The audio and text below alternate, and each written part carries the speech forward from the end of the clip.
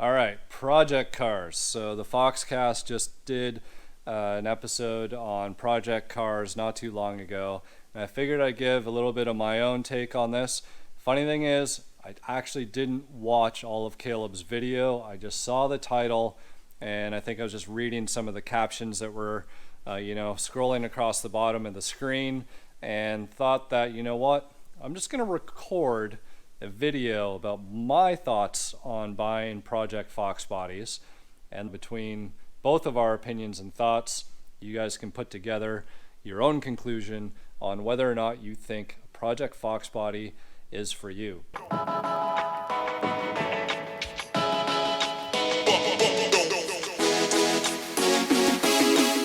Now, I have this 1989 Foxbody behind me, a coupe.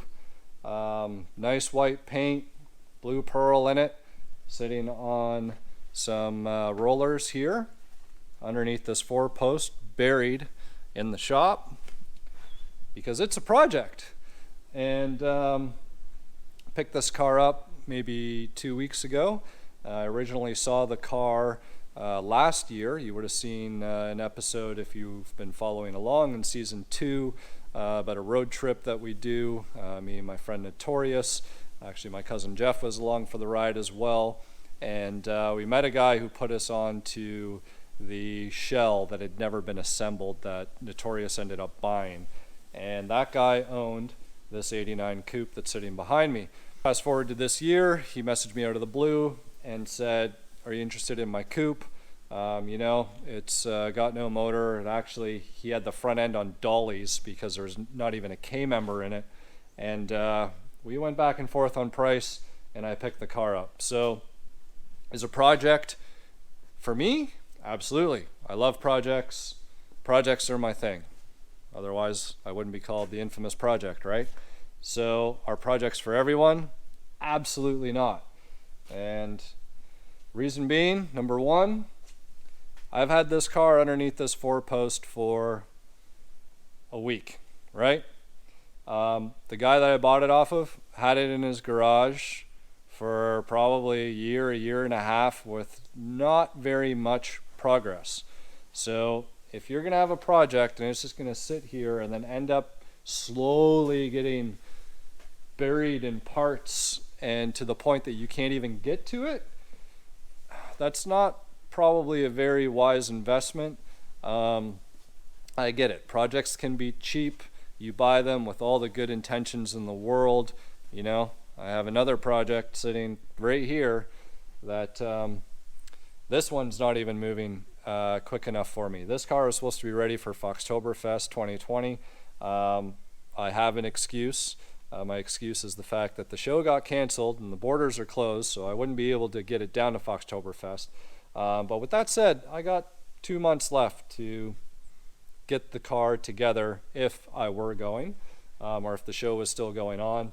But just some other priorities have taken over, and that's all for the better because getting more customers and clients and everything, my own stuff can wait a little bit longer. It's not the end of the world. So we blame COVID on that one. That's fine.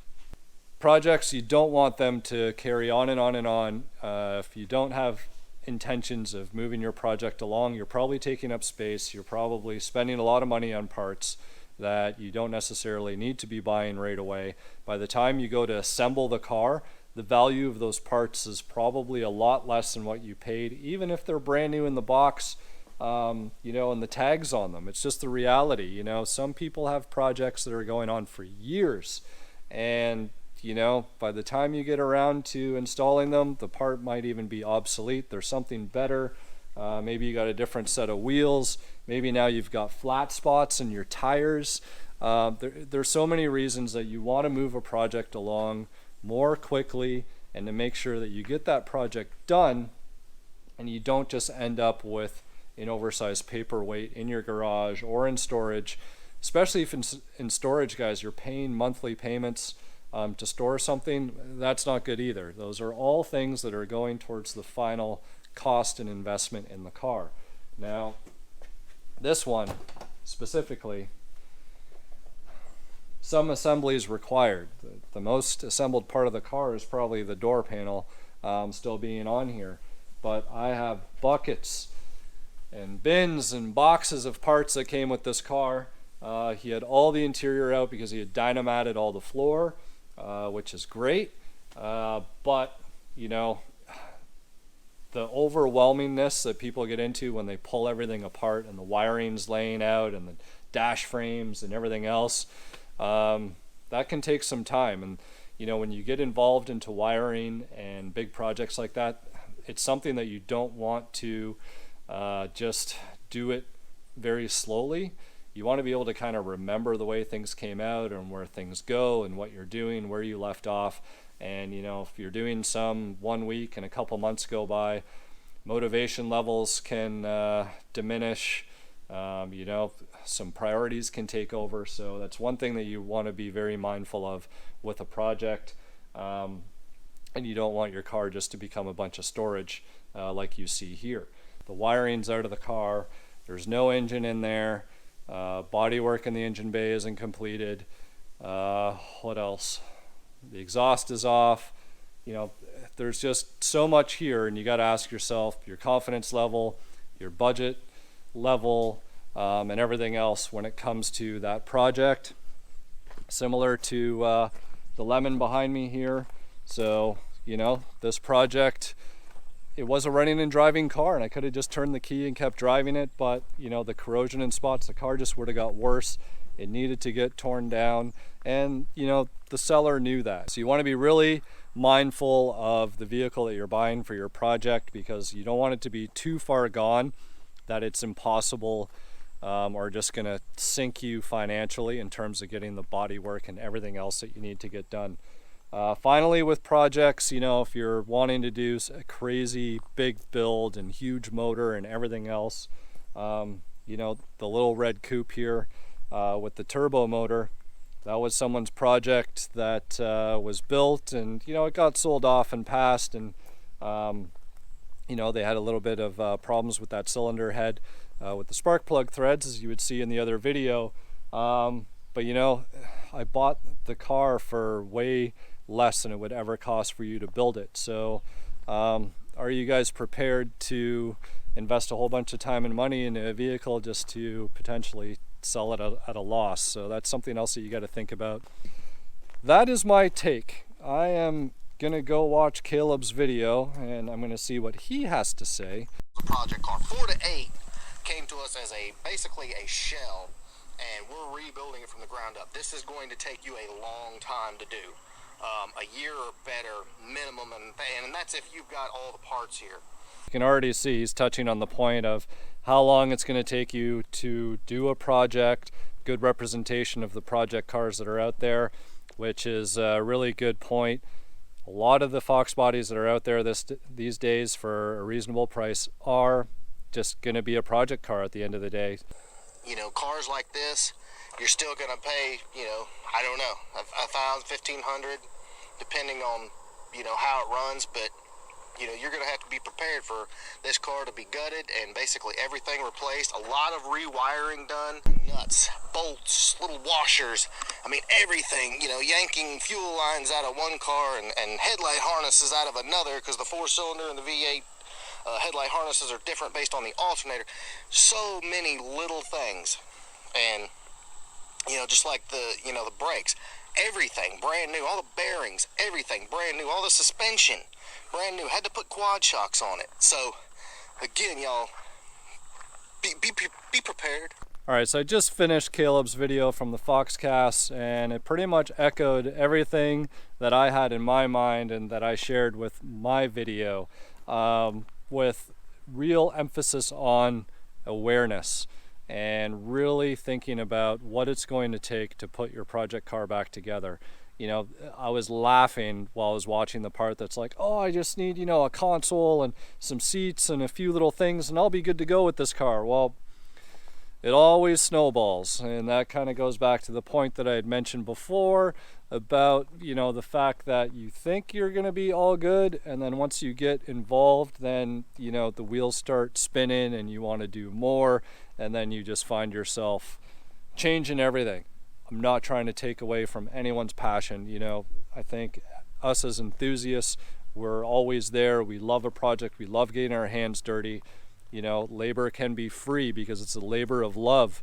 And that's, at the end of the day, what is the most important. You know, working on that project car could be therapeutic. You know, it could almost be like meditation. I know detailing a car, there's nothing better than detailing something up, getting it all clean, and then taking it for that cruise where you almost feel like the car's running better because it's so clean.